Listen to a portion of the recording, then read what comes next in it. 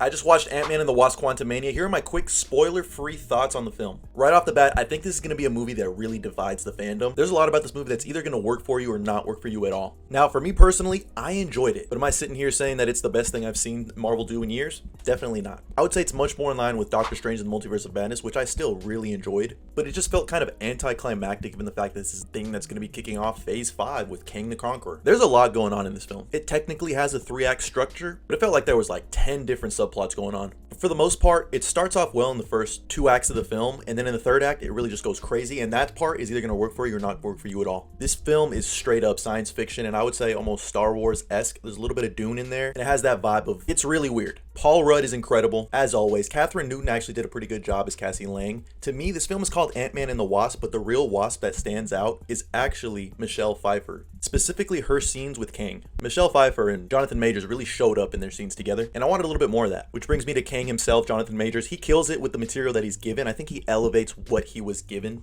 At times, he was talked about like he was Darth Vader, you know, where they spoke about him like they talk about all these terrible things he's done. But then towards the end, it's kind of like, man, is he really the big bad that we're all worried about? Nonetheless, Jonathan Majors as Kang, great. MODOK is a character that's also going to be 50-50. For me, it worked, and he gave me some of the biggest laughs in the movie. But I can already hear a certain part of the fan base that's just going to completely hate MODOK. And then, of course, we have a mid-credit scene and a post-credit scene. The mid-credit scene was kind of good.